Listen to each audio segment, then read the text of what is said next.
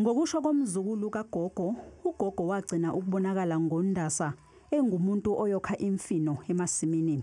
Ugogo kwakuLesithathu mhla 26 kuMashi. Ngihleli naye khona la egcekeni. Hleli khona la. Ngase ngiyamtshela gogo kusasa kuzofika imobile. Kufanele sabe njalo uma ngeklinikhi ngimkhumbuze sihambele naye sobabili. Wabe sethi hayi angizukuya kule klinikhi yenu, le klinikhi yena iJovani.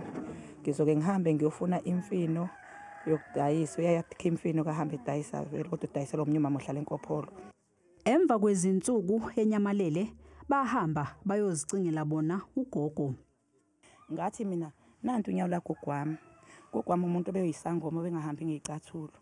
Kanti nje bakuthiwa kuhlukana amaqembu lapha nomalume wami ukuthi akekho njengamanje ubhuti wethu ohlala ekhaya.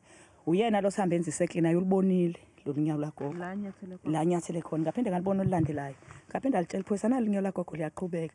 Umzukulu usola ukuthi ugogo wathunjwa ngabanikazi bepulazi abangabomdabu waseNdiya.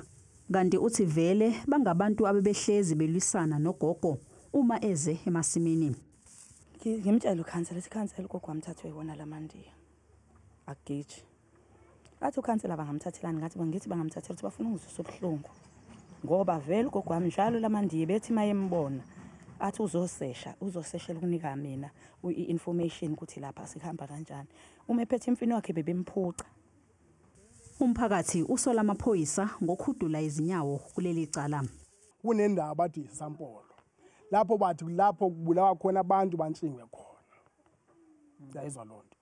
So ke lonto le amaphoyiseni siyazama ukuyibeka amaphoyisa bengathi asilalela. Yayizwa lonto. Kodwa manje amaphoyisa asayida nabani noPoliyani. Ngesimanga ukuthi uPoliyani vele unemali.